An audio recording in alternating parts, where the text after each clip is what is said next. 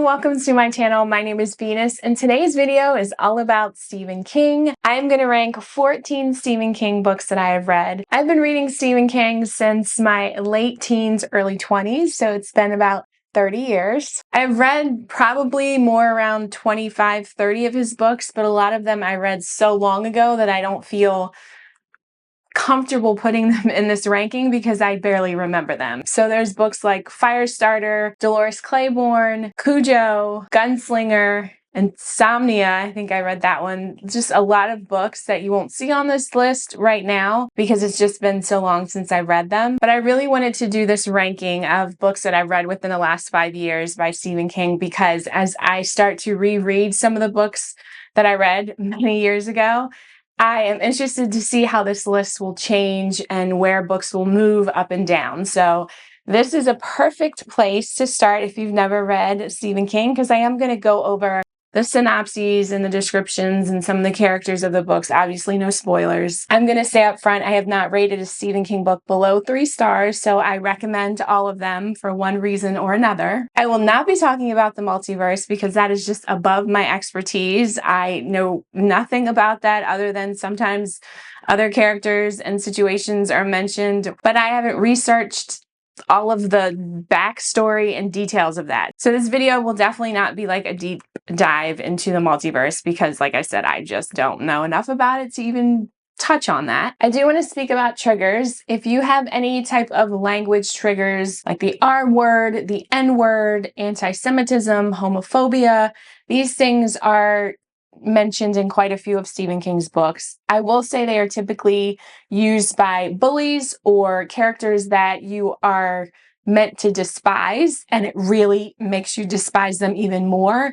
But if you just don't want to read any type of books that have that type of language in it, and Stephen King may not be for you. It's not in all of his books, but a lot of the ones that I've read definitely touch on quite a few of those words. It, for example, has basically everything. Every language trigger you can think of because these kids are going through some things in their family and in their personal lives. So I just wanted to make sure I mentioned that for, like I said, anyone that has any type of language triggers. I'll try to remember to bring them up during some of the books if I remember which ones. Like It, for example, has quite a few of them. Having said all that, let's get started.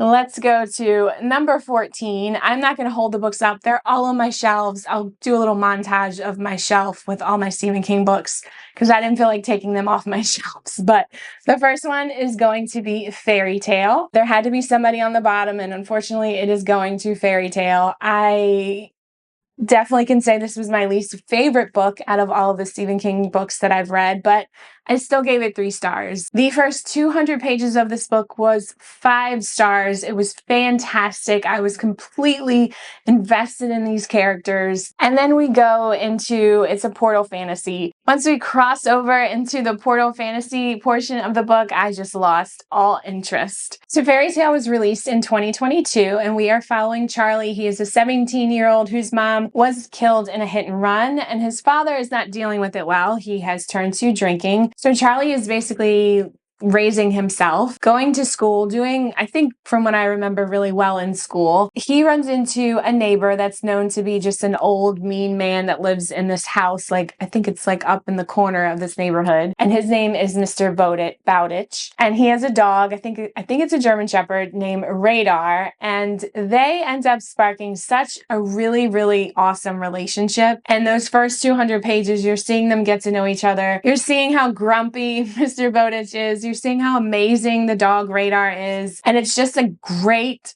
relationship that develops between them two. And then unfortunately, Mr. Bowditch, he has an accident and Charlie helps kind of try to take care of him, but he ends up dying. Let me make sure that's not a spoiler. Okay, not a spoiler. So Mr. Bowditch, he dies and he leaves Charlie his house, this weird shed that's in the back of his house, all of this gold, and instructions on what is in the shed.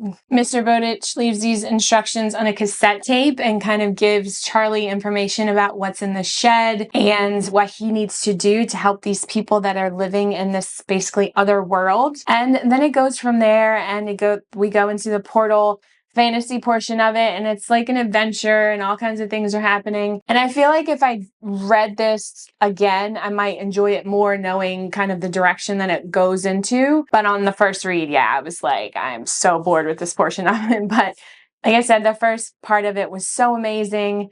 The dog, the relationships. You'll hear this a lot in this video. Stephen King's character work is just top notch. It really, really is. So number 14, Fairy Tale. Coming in at number 13 is Mr. Mercedes, and this book came out in 2014, and I gave it 3.5 stars. This is like a murder mystery, and we are following Bill Hodges. He is an ex-cop who recently retired. He is suicidal. He kind of just doesn't have any will to live anymore. And you see him kind of in his house watching TV with his gun next to him, drinking beer, and he's just at the end of his rope. In the very beginning, the opening of this book, we find a line of people that are in line for like a job fair. It's just before dawn. They basically spent the night there, or went really, really early. You're getting to know a couple of the characters and kind of their past and what led them there. It's very brief opening. And then all of a sudden, a Mercedes plows through this crowd of people and kills quite a few of them and injures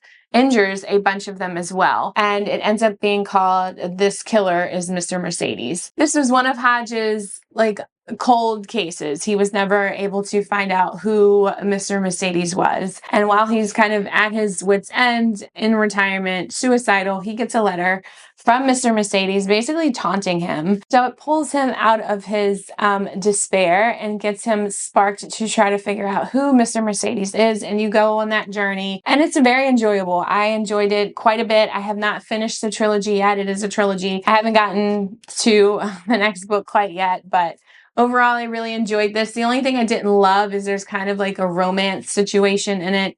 Not my favorite. I don't think Stephen King does the best with romances in his book, except for one that I'll talk about much later. But in this one, yeah, it just didn't work for me. But other than that, I think it's a great murder mystery. If you have never read Stephen King and you're interested in getting into that side of his books instead of jumping right into the horror side. Coming in at number 12 is Dreamcatcher. This book came out in 2002, and I gave this one a 3.5 star. I recently reread this, and my memory from when I first read it around 2002 is I loved it and I had given it 5 stars. But on reread, I didn't quite enjoy it as much. In this one, it's like alien horror, and we are following a group of men that have known each other since they were younger. Each one of them is going through something. One of them is suicidal. One of them is, I think, in the midst of a divorce. One of them is an alcoholic. And so, like I said, they each have issues that they're dealing with, and they always get together in the winter and stay in this like cabin and just kind of shoot the shit and talk about their lives and reconnect, and also talk about a friend that they had in their younger years named Duddits, who in this book there is the R word is used. Duddits is had Down syndrome. Stephen King uses the R word in this book, so there's a trigger for you if you can't read books with that word in it. He has like a special ability that ties them all together. They've gotten together. They're in this cabin, and this stranger comes along while two of them are hunting. They bring him into the house. Things quickly progress from there. There is a toilet scene in this that if you read this book, you will exactly know what I'm talking about, because it's one of those scenes that are forever singed in your brain. It's my favorite scene in the book, because after that, it kind of goes downhill. So like I said, there's aliens involved. The aliens, there's a lot of farting. There's just really gross things that happen when these aliens invade humans' bodies. So there's a lot of that language as well. And then we also have like this military side of it that are trying to quarantine these aliens and get them situated, and it goes from there. This is a very long book. I think it's definitely not needed. It didn't need to be as long as it was. I lost steam on it on my reread. There was just parts of it that I was bored with. My favorite parts were when we were in the cabin, getting to know these men and the things that they were going through. And then when this stranger comes in with his situation, I loved that part of the book. Loved it. And then we get to like the military part and trying to figure out like how to get rid of these aliens and all that. And I lost interest. But I still think It's a very entertaining book. I know people rip this book apart for Stephen King's rankings, but I enjoyed it. Still gave it 3.5 stars. It just didn't live up to my memory as a 5-star book for sure. Coming in at number 11 is Joyland. This is a hard case drama, so it's a very short book by Stephen King. This one came out in 2013 and I gave it 4 stars. I really, really enjoyed this one. It's lower on the list just because it's such a short book, and compared to some of the other books on here, I just didn't feel comfortable making it higher just because it's such a short book. That's my brain's reasoning for it, but I did give it 4 stars. In this book, we are following Devin. He is a young man who recently broke up with his girlfriend. He is going through it. I mean, he is just completely heartbroken, and he finds a job in a carnival in North Carolina. While he's interviewing to get this job in the carnival, or after he's finished, he runs into a fortune teller that's part of the carnival, and she tells him he's gonna meet a boy with a dog and I think a girl with a red balloon or something, a red hat, sorry. And he's like, okay, whatever. And we get to know all the carnival workers, and we find out that a young girl was murdered there, and she kind of haunts one of the rides there. And he does end up meeting these characters that the fortune teller talked about. And it's just a really cool, like, mystery, kind of murder mystery with a little bit of paranormal mixed in. It's, like I said, it's a very quick book. I think I read it in one day. I listened to the audiobook. I'm like cutting myself off. I'm going to say the audiobooks from most of these Stephen King books are really, really good. He has great narrators that does his audiobooks. This one was definitely one of them. I finished it in like one day. I was just folding clothes, cleaning up, doing house stuff, and listened to it the whole day. And I really, really enjoyed it. I think I even cried at the end of this one. It gets a little bit emotional at the end. So highly recommend it. 4 stars. It's low just because it's a shorter book. I will also say, I forgot to mention, there are no short story books on this list because I have not read any of Stephen King's short story books. I personally don't like short stories. I have quite a few of them on my shelves, and I do want to get to them because I know a lot of his short stories are amazing, but I haven't gotten to them yet. So there's no short story books on this list. They're all full novels. Coming in at number 10 is Later. This book came out in 2021, and this is also another hard case crime book, so it's very short. I gave this one 4 stars as well. In this book, we are following Jamie as an adult, and he is retelling his story when he was a child. Jamie had these special abilities to see things that no one else could see when he was younger. That's all I'm really going to say about this one. This one, like I said, is very short, and I went into it knowing absolutely nothing about it. And that really gripped me as the story was unfolding, because I was like, what is going on? What is he talking about? Like, what abilities? And then as things kind of progress, I was like, oh, this is really cool. And of course, there's a character in it that tries to take advantage of his abilities, and it backfires. And we go on this crazy journey.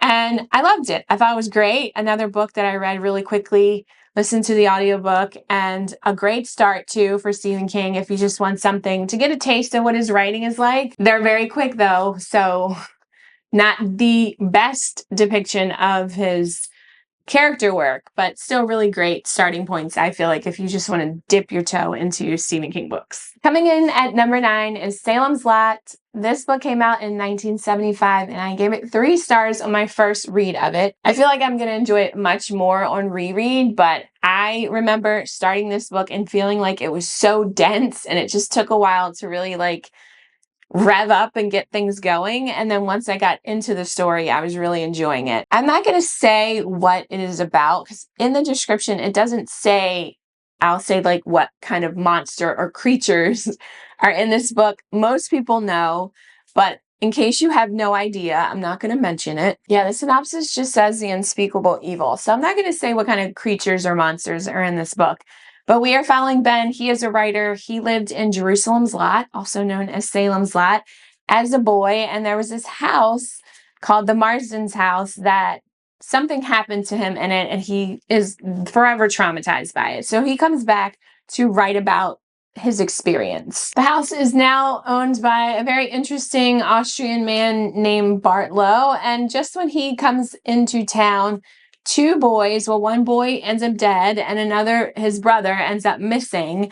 And then a whole bunch of weird things start happening with the townspeople. A big part of kind of my disinterest in the book is because we really get to know all of the townspeople and all of the characters. And I guess wasn't really in the mood for that when I was reading this. I remember it being like, oh my gosh, this is like too much. This is too much. Why are there so many characters? I think it is important now that I'm looking back on it to get the gist of all of these characters in this town because of what happens when we find out what Bartlow is, what he's done, and you know what happened to these two boys. So it's a great read. I really enjoyed it, but I wouldn't make this my first Stephen King book if you've never read Stephen King, because it might just feel too dense for you, just because it's just a lot of description about the townspeople. But it is very creepy. There are some scenes in this that were very chilling and very scary. It's just a very slow burn, I'll say that. Very creepy, slow burn. So that's why it's a little lower on my list than other people's lists. I know this is a lot of people's favorite Stephen King book, and that could happen on reread for me. But as of now, it's at number 9. Coming in at number 8, this might be a little controversial for some people because this book is a lot of people's favorite Stephen King book, but it is going to be The Shining, and it came out in 1977, and I gave this book 3 stars on my first read. I just read this book for the first time last winter. I think it was last winter, either last winter or the winter before. I had never seen the movie or the book. And so I was very excited to finally read it in the winter because this book takes place in the winter. It's just a perfect atmospheric winter read, creepy winter read. But I think I had way too high expectations going into this because for a lot of the book, I was very bored. In The Shining, we are following Jack Torrance as he moves his family into the Overlook Hotel. He gets a job there to take care of the hotel during off-season in the winter, in the dead of winter. They are severely isolated. Snowstorms happen. They can't get in or out. And Jack slowly starts losing his mind. You see like this descent into insanity, and his wife is dealing with that, but his son Danny has these special abilities, and I won't say what they are, but they're very cool. And Danny is really my favorite part about this book. A lot of the history with the hotel, I just felt like it dragged on, and I was pretty bored. It just took me a while to really get into the story. It's definitely atmospheric. It's super creepy. Some parts are that there's things that happen in this book that I'll never forget, but it just took a while to really get there for me. Again, this is a book that hopefully on reread, I'll enjoy it much more just after I've gotten that like, oh, I can't wait to read The Shining, you know, that build up to it. And now that I know what it's about, going into it just for the enjoyment instead of trying to like get through it and figure out why people love this book so much. I would not recommend this as a first book to read by Stephen King if you've never read any of his books, because again, same thing with Salem's Lot. I think it just might be too dense, too much description, a lot of description about the Overlook Hotel. Not a good introduction to be the first book to read by Stephen King. My opinion. So I wouldn't do this one first. I would definitely read some of his other books before you jump into this, but I think it's definitely a Stephen King classic and should be read, but not as his first book. So I'm interested to see how I feel about this on reread. Again, I think it's a perfect book to read in the winter, though, if you do choose to read it. And of course, it's where we get red rum from. So classic pop culture reference there. So another reason why I had to read it, because I needed to know where the hell red rum came from. Coming in at number 7 is Carrie. This book was written in 1974. I gave this one 4 stars. In this book, we are following Carrie as she realizes she has telekinetic powers, and she is severely bullied in this book. There's a, classic scene in the beginning of it where she's in the shower at gym class and something happens to her and her classmates are brutal. They're absolutely brutal, I will say. Carrie is also living with her ultra religious mother who is unhinged. She calls breasts dirty pillows. So, this is a quick book too. This is written in multimedia form. So there's interviews, there's book excerpts, there's flashbacks. It's just a really cool way that it was written. And I loved it. The bullying in this was just, it made you hate these characters and the things that they did to Carrie. And then when she kind of lost it and used her powers on this town, it was pretty intense to read. And absolute classic Stephen King book. I definitely recommend. This is a good place to start as a first Stephen King book, because it's short, it's not very long. It is the multimedia aspect of it. So if you don't like books like that, maybe not this one. But I mean, Carrie's a classic. Like I said, that scene in the shower with her classmates and the things that they do to her and the way that it's described and the town and how they treat Carrie and her mother. Her mother, you know, had some trauma and is the way she is because of that. And it's just a great book. Great book. Great movie too, the original with Sissy Spacek. And yeah, definitely recommend that one. Sissy Spacek. Not Sissy Spacek. Coming in at number 6 is Christine, and this book was written in 1984, and I gave this 4 stars. Definitely one of my favorite. We're getting up there into like just basically my favorites of Stephen King. I remember watching the movie Christine when I was younger. This came out in 83, so yeah, I was probably way too young to watch this movie. It used to come on whatever the CW was before it became the CW, and I'm drawing a complete blank. I mean, it was back when you just didn't have that many cable stations. Might have even been regular TV without cable. I don't remember, but Christine used to come on all the time on the CW, whatever it was before then. And I would sit and watch it every single time it came on. I was obsessed with this movie. And then when I was finally old enough to read the book, it lived up to it. I loved it so much. So in this book, we are following 17-year-old Arnie Cunningham, and he is basically a loser. He doesn't have any friends except his best friend, Dennis. He's a nerd. His parents are like very like annoying and strict. And he's just like trying to fit in, trying to find his way. And he runs across, him and Dennis are coming home from, I think they're coming home from work or school. And he sees this car on the side of the road, and he's like, I need to have this car. I have to have this car. And you see him like trying to swindle the owner into buying it. And Dennis is like, are you crazy? Like trying to talk him out of it. And he's like, no, I need to have this car. So he ends up buying it, and he spends all of his time fixing it up in this garage, which the garage is a whole nother situation, but he spends his time fixing it up. He calls it Christine. He turns it into this beautiful car, but Dennis has always been very like suspicious of it. Like number one, Arnie is turning into like someone who he's not used to at all. Now he's getting all this confidence and he's cocky. He gets a girlfriend. He just starts becoming someone that Dennis isn't. He's like, who are you? Again, in this book with the bullies, there are bullies in this book.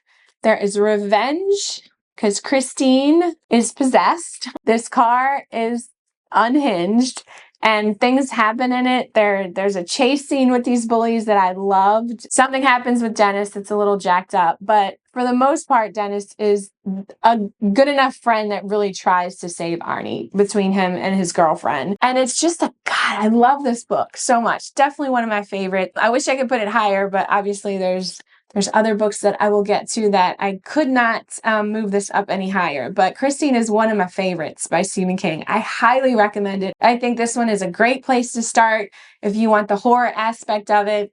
If you are into a possessed car, it's great. I love this book. I have the older version of the cover that I read. I think it was my mom's book back when it initially came out. My favorite cover of Christine. I'm sure I'll have it posted up here. And yeah, highly recommend. I love Christine. Coming in, we are getting into my top 5 here. So coming in at number 5 is It, and this book came out in 1987. I think I read this for the first time last year or the year before, and I loved it. It is a classic coming-of-age horror story. We are following these group of friends when they're younger and when they're older. There's flashbacks. We're kind of going back to, different timelines. And there's something that happened to them in their younger years with this creepy ass clown, Pennywise, this evil that is just running amok in the town of Derry. And it doesn't want to let them go as adults. It wants to bring them back and finish what it started. And we get to know each one of these characters and the troubles and the trauma that they each go through in their own lives with their parents or whatever the situation is, and then things that carry over into their adulthood and how they still somehow have managed to, even though they didn't really speak after they moved on with their lives, everyone except for one of the kids stayed in the town. They come back and they get back together to try to fight this evil. And it's such a journey. It's such a journey with these characters. This is a book mentioned. You will get every single language trigger in it that you can think of, because each one of these characters has something that bullies will pick on them for whatever reason. And Stephen King just makes you hate, oh my God, the way he does bullies, it just makes you hate these people and you want to see them get what's coming to them. And this book is massive. It's definitely, I think it's over 1,000 pages, but it's great. God, I love this book. The only reason it's not a 5-star, the only reason is because poor Beverly has to take one for the team. And I don't understand why that scene was written into the book. And I wish it just wasn't there. That's all I'll say about that. So poor Beverly. I hated that whole situation. But otherwise, it would have been a 5 stars if that wasn't there. But this book is creepy. It's scary. It has the character development that is absolutely amazing. I enjoyed getting to know the other characters in Derry in this town. He goes very much into detail about every little thing about Derry in this town and the people in it and the history of it. I mean, like, very detailed. So that might be a little rough to get through for some people, but in this situation, it very much worked. And I highly recommend it. Maybe not your first one because it's over 1,000 pages. But once you get your feet wet with Stephen King, you got to read it. You just have to. I listened to the audiobook. This was immersive reading for me. So I listened to the audiobook and read it at the same time. Audiobook was fantastic. Coming in at number 4, this might be shocking to some people because this book is probably not on anyone else's top 5 Stephen King books, but for me it is, and it is from a Buick 8, and this book came out in 2002, and I read it right when it came out. I gave this 4.5 stars. I read it right when it came out in 2002, and then I reread it last year and still loved it. It stood the test of time for me. So in this book, we are following a young boy whose father was killed, and his father was a police officer in a small town in Pennsylvania, and he starts to kind of hang out at the barracks of this Pennsylvania police department, and he gets to know all of the people that his dad worked with, and they start telling him stories about his father, and you get to know these coworkers and his dad through their eyes. And they take him in. I mean, he starts to do dispatch, probably too young to do dispatch. I think he's like a teenager, maybe like 15 or 16. And they just take him in. And it's such a cool development to watch them take over, see their former coworker in him, and become very protective of him. And as he's working there, he notices there's a Buick in the shed, like a really cool looking Buick. And he's like, why is this just sitting here? How come no one ever, drives it or uses it? Different points of view kind of give their stories about where this Buick 8 came from and what it does when it starts flashing lights and why it doesn't look like a normal Buick that time period. And it unravels this crazy, weird ass story that I loved. I absolutely loved it. And again, it's because of the characters and the way that this group of police officers and dispatchers, there's a janitor, they all just take this boy under their wing, and it's just and you learn more about his father and his father's experiences with this car. And it's just a really great book. I loved it. I wish more people would talk about it more. I think because it's so weird and like what finally ends up being discovered about this car, maybe many people don't really like, but I thought it was great. I loved it. So definitely deserved to be in my top 5. Coming in at number 3 is Misery. This book came out in 1987, and I gave it, what did I give this one? I gave this 4 stars. This book, I think I read this year. Was it this year? Yeah, I reread this year. And God, I love this book so much. This is following Paul Sheldon. He is a writer, and he writes these like historical romance fiction books. One of the characters in it is called Misery. And he's kind of just done with the story. He's finished, I think it's the final book in this like series, and he ends up killing off Misery. And on his way back from either going to or back from, I don't know, celebrating or whatever, finishing this book, he gets drunk He drives and he ends up having a severe car accident. And good old Annie Wilkes, a former nurse, finds him, his #1 fan, and brings him back to her house to supposedly nurse him back to health. And you want to talk about torture, mental, emotional, physical torture. Annie Wilkes is one of the scariest characters that I've ever read in any book. She is singed in my brain. The things that she does to Paul Sheldon. She becomes batshit crazy when she finds out that he kills off Misery because she sees his manuscript in the car and she reads it and she loses her shit. And he makes him rewrite this book. And oh my God, it's such a journey. And the tension that you feel in these pages when Paul is strapped down in this bed, she's feeding him narcotics, he's getting addicted to pain medicine. Every time she leaves and comes back into the room with him, oh my God, the tension of like, what could she possibly do next to this man? This poor man who is being tortured. What could she possibly do next? If he doesn't write something the way she wants him to, if he doesn't say something the way she wants him to, I think he cusses at one point and she loses her mind. She gets so angry of the language that he uses, the words that she says. What does she say? Cock-a-doodie or something, and dirty birds. Like, just the things that Stephen King came up with for this character. I will never forget. She is frightening. Annie Wilkes is frightening. She's a nurse too, and I'm a nurse, and I was like, oh my God. The things that she did outside of Paul Sheldon, that he discovers her past and what made her psychotic. It's just scary. It is so scary. This is like human horror, not a monster. It's a human that is absolutely insane and terrifying. And I loved it. I loved it. I thought it was so well done. I love the ending of this book, and it's forever going to be a favorite of mine. And I haven't rewatched the movie recently. I did see it many years ago. Yeah, it's fantastic. So highly recommend Misery. This is a great one to start with. Also, if you want the more horror aspect, torture aspect of Stephen King's writing. Coming in at #2 is Pet Sematary. This book came out in 1989 and I gave this 5 stars. I did do a reading vlog when I read this book for the first time.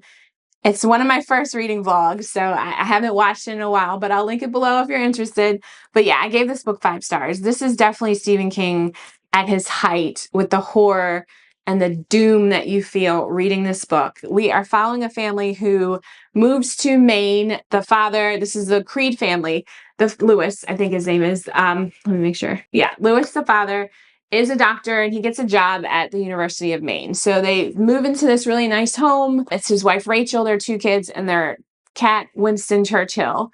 And they live on this house that is like right on a busy street, and their neighbor across this busy road, Judd, comes over and introduces himself. And Lewis and Judd spark like a father-son relationship. They get really close. I'm losing my voice, all this talking. They get really close. I love the relationship between them. That is like one of my favorite parts about this book. Just the interactions between these 2 characters. I mean, you literally feel like you could sit and walk over to Judd's house, sit down, crack open a beer, and just hang out with these 2.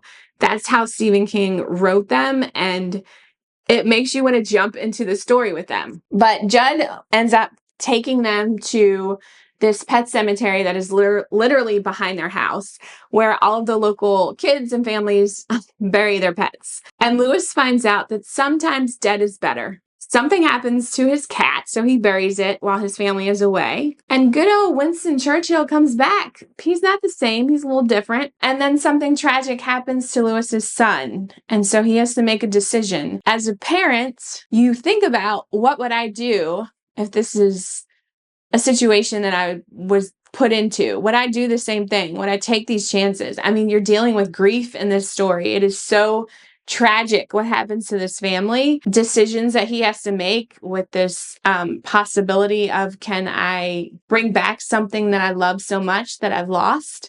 And Stephen King just goes there, and it is crazy. It's a journey. It is frightening. It is heartbreaking. It is scary.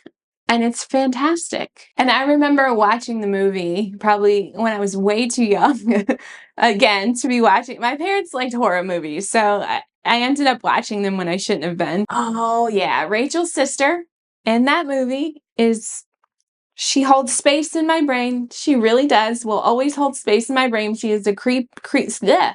Hello. She's the creepiest freaking thing I've ever seen that they portrayed her as in the movie. And then also the scene where that man's ankle gets cut is something that I'll never forget. So yeah, I highly recommend Pet Sematary. I think this is also a good place to start if you really want to jump into the horror aspect of Stephen King's writing. This does deal with grief, so huge trigger warning for that. But yeah, absolutely love this book so, so much. And we'll reread it again, I'm sure, at some point in my life. And highly recommend it. Coming in at number 1 is 11/22/63, and I gave this book 5 stars. It is absolutely perfect to me. I love this book so much, so, so much. It's massive. I don't know if it's probably either at 1,000 pages or just under 1,000 pages, and I wouldn't change one single thing about it. The pacing, the characters, the story development, all of the things are perfect to me in this book, and I could not think of any other book I wanted to be number 1. So we are following Jake. He is an English teacher, and while he is teaching a group of students that are trying to get their GED, he gives them an assignment. And while he's grading their papers, he comes across a story from one of his students that has a very tragic background. And he writes about his experience of losing his entire family because his father goes on this rampage and kills all of them, and he is the only one that survives. And Jake is just really, really moved by this story. And then we follow Jake as he goes to his favorite local diner owned by a man named Al, and he sees him one day, and Al has significantly aged, like overnight. Like he looks like he's 90. And he's coughing and he's a hot mess. And and I listened to this on audiobook. Fantastic, or immersive reading, because I was reading it too and listened to it. But oh my gosh, the narrator for this book was incredible. I can still hear Al's voice in my mind. But he goes and Al's like, I need you to do me a favor. And he's like, dude, are you okay? You look a hot mess. So he brings him back to his pantry, or storage in his diner, and he's like, this is like a portal or a door that will take you into the 1950s. And I need you to continue my mission of stopping the assassination of JFK. And Jake is like, what? Because Al is like basically dying. So he wants him to finish this for him. He feels like if we can just go back and stop this assassination from happening, the world would be a better place. Now, I personally don't like politics. I don't like reading books about politics. I don't know, sadly to say, didn't really know much about JFK's assassination because it's just not a topic of interest that I was into. So I was nervous about reading this book, which I feel like a lot of people kind of think, why do I want to read a book about, stopping the assassination of JFK if I'm not interested in politics? And I'm going to tell you right now, it's worth every single page, even if you're not into politics, because the way this story was written, it gets you so invested in the characters and the history. And you literally, I'm telling you, when Jake goes through this door into the 1950s, you are transformed into this time, because the way Stephen King describes everything, I mean, from like the milkshakes and the clothes that they're wearing and the things that they're listening to and the feeling of this age in the 50s of, the politics and everything that's going on.